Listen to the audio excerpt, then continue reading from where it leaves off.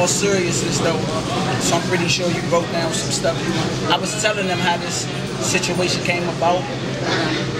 How you basically had just told me one day you had some questions for me. Really on a personal note, whatever you had to ask me as far as whatever you had you had looked at some stuff on my website. And I was like, instead of us having a conversation, even though we had a great conversation yesterday, I wish if he would have recorded that would be classic. But I was like, might as well, let's just do it formally, let my videographer record it, even though it's a basic conversation that people might have every day. Right. I still want the people to see all of that. You know what I'm saying? Because I want people to hear my opinion on stuff, whether it's right or wrong. Are you recording it's my this? opinion. So why is your opinion important? You just segued into my question. So why is your opinion, not only why is your opinion important, why does your voice need to be heard? Because I represent God. God needs to be heard. So you're saying he's not heard? He's heard, but he's ignored.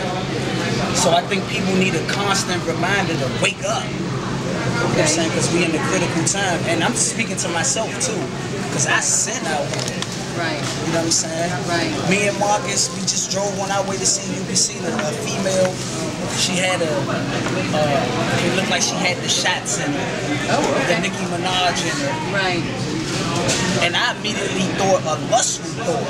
And I don't need to be thinking like that for real. So I'm saying we as humans constantly need to be reminded of God's word. And he say we need to do certain things to get back to him. So that's why I think I need to be heard, because I really believe in God. Okay, I understand that. So if you say your voice needs to be heard because you're representing God, does that mean that we neglect our humanity, or we learn how to embrace it? Because if you tell a child don't do something, the natural inclination in our heart is to do. So are you just basically telling people what not to do, or are you giving them an avenue, or you're directing them what to do? If I could sum up my whole overall third, sum it up, it'd be, I don't know, talk to God. That's going to be my whole message. I don't have the answer. My only answer to anybody is God. Okay. God. Okay. I'm gaining too much. God. I'm doing too much of God. I need to stop drinking. God. I want to stop smoking. God. I want to stop cheating on my wife. God. What about God, though? He's the all-knowing. He's the all-wise. In my belief, though. Because everybody not going to believe what I believe. I understand that. So that's why I believe that them who have ears here. Like when people study the story of Jesus, Jesus didn't come here to save everybody. Right. It wasn't even designed for him to. It was specific people. Right. You see what I'm saying? And in this world, I think people be so, how can I say it? Caught up by images. Right. Or when I told you about the 4 agreements, which is, if people live by the 4 agreements, one of the 4 agreements is don't take anything personal. I think people in this world take everything personal.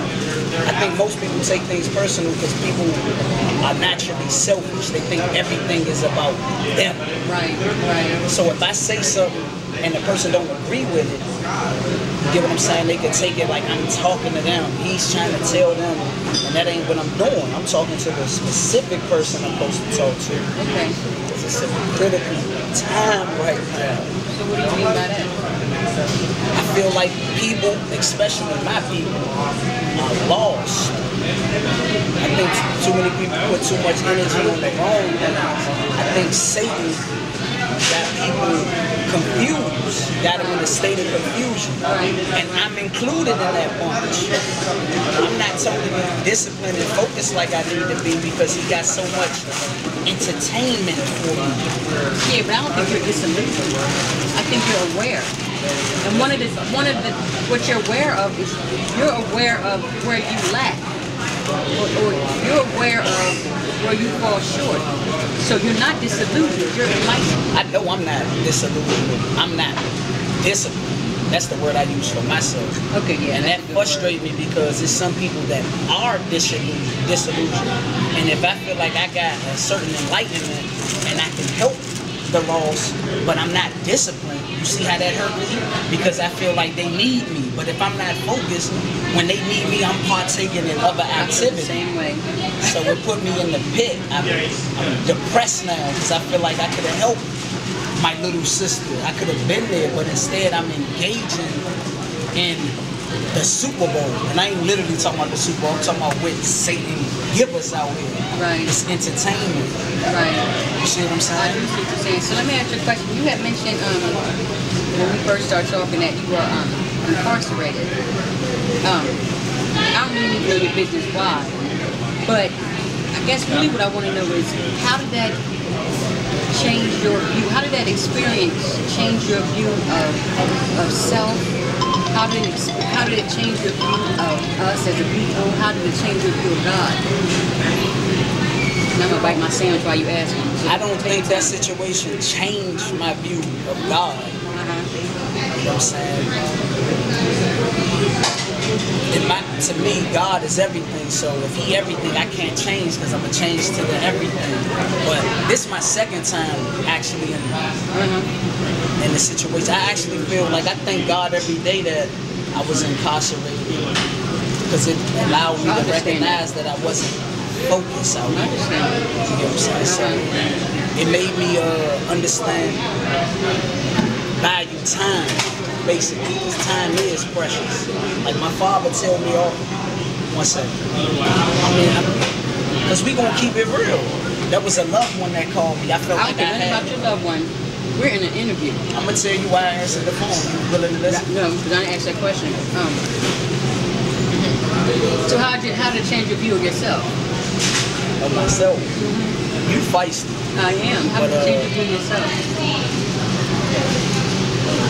You had mentioned it made you more aware that you were wasting time. So that right there made me view myself. I'm not as great as I would like to be. I'm not focused. You know what I'm saying? You could tell how great a person is with their discipline. Like a wise person told me one time, he said, you can't be what you're not.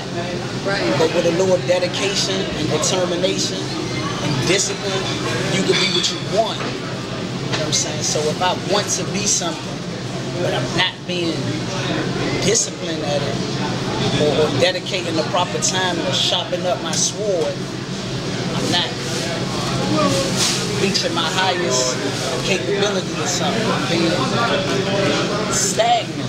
So why is that? Do you think it has anything to do with like maybe a fear of failure or fear of success, or you don't want to really commit 100% of yourself to this because there's going to be a sacrifice? That don't pertain to me. Okay. I study the grace like Ali. I want the pressure. I just want to be disciplined and 100% confident. I'm not always confident, so I might take off time. I'm still fighting. Nah, I feel that. Okay, you make the decision. What happened in your life that made you decide to commit to God? And I'm going to say, and I know you and I haven't already rapped about this, I admire that, your dedication to Him. Commit. I'm scared for you to use the word commit, to be honest, because I don't feel like I'm committing to Him like I need to be, so I ain't going to say the word commit. I'll say belief. My belief in God. Were you committed to Him at all? I'm constantly trying to be committed to Him, but I'm not committed. I know I'm not committed because I'm a sinner. And important in that, some sin I like to indulge in. And that's why it's called sin.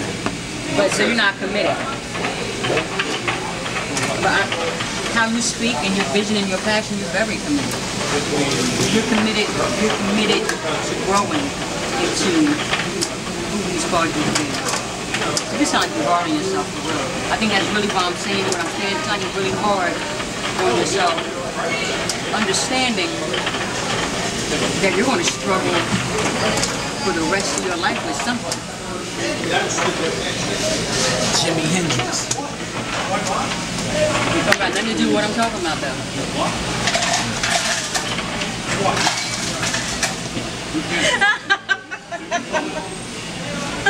Okay, go ahead. Go ahead. I like you. Go ahead. Feisty. I just like messing with you. And I told everybody, especially even before the camera, like the camera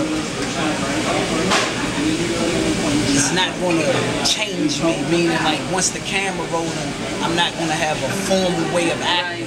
I'm going to be me. Right. So when I mentioned Jimi Hendrix, that's what I would have said if the camera on me or not on me. I recognize a great black man, I'm going to speak his name, Jimi Hendrix. Because whoever might see this footage, they might want to go research Jimmy. Right, right. They want to know why I reckon, people that believe in me want to know why I was admired by Jimi Hendrix. Right. Jimi Hendrix was the original Rick James, the original Prince. That's real. So it has a lot to do with what we're talking about, because truth is one single thing.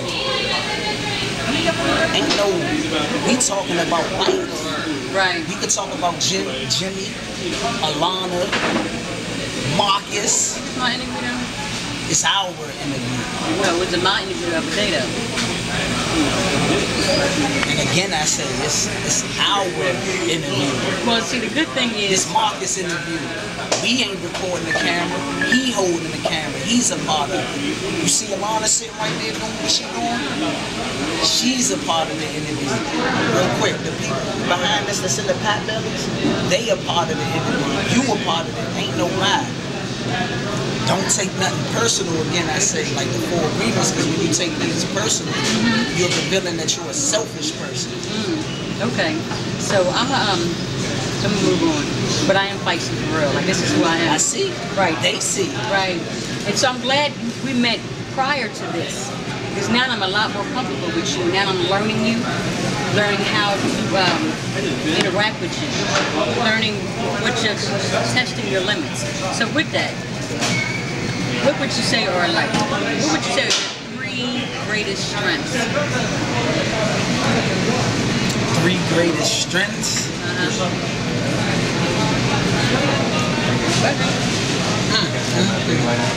I always thought that I could be a person that a person could ask me questions and I could just answer them and knock them out. That's really a hard question, only because of my belief. Like, I really believe that God is the all-powerful. So if I tell you my strengths, I feel like I'm being arrogant. When I say strength, my will to succeed is a strength. Can that be viewed as a strength? My will, my thirst for knowledge, because that got to be viewed as a strength, because even in boxing, they call that the sweet science. They not just going in there fighting, they got to use their mind. Floyd Mayweather in the ring using his mind. Right. So I said thirst for knowledge, because you need knowledge, but action along with knowledge proves to be greater. Right. The third strength would be my love. I think my love for people in general is a strength, because a lot of stuff, I could be bothered, but not too many people could really do something to me that's really going to make me want to kill them for real. Right. Okay. So what would you say would be your 3 weaknesses? I already know one, but go ahead. Which one though? Go ahead. Women is definitely one. Go ahead. So I gave you a Women. Women. Naturally, I think it's in a man's nature. In the Bible, it said in the very beginning, he created Adam, which represents mankind, male. Right. It wasn't good for man to be alone, so he created Eve, meaning it's inevitable for men and women to be attracted to each other. That's right. And I feel like for my life, when you've been placed in a position of influence, women are going to be naturally attracted to that, because naturally women love men. And if man truly is naturally attracted to a woman, that's not subjected to just one woman. Ah, okay. And that's what's going on with imagine with, I can use a celebrity for example. You can do whatever you want. Imagine what Muhammad Ali had to go through. Look at the big influence he had. My mom met him. So imagine how many women was in his life. Yeah, you try to holler at him. And that's a clear example. I'm not saying it's right or wrong. I'm just saying it's real. That's just it's right. natural. It is natural. And I think women is a weakness for me in the sense of this, though. Sometimes you gotta be willing to love people in general, but we speaking of women from a distance. You don't have to abandon your discipline to cater to a woman. And I think that's what my weakness is. I sacrifice a lot of time, unnecessary time sometimes, just to be in the company of a woman, especially a beautiful woman. That's natural. Okay. But I heard a song from Tupac one time where Tupac said they wonder how I get so many things accomplished because I'm seldomly in the company of women. Okay. It goes back to my intentions. If I know I'm attracted to women in a natural way, I don't need to be at the strip club. That's why I admire my man Los, who's been with Brittany for a long time. You know Brittany who do the makeup, Brittany. Los, one of my best friends, we were young and used to have females all around. Los would call Brittany to pick him up because he didn't even want to be in the position to get off track. But I ain't gonna spend that much time on women, but that's definitely a weakness.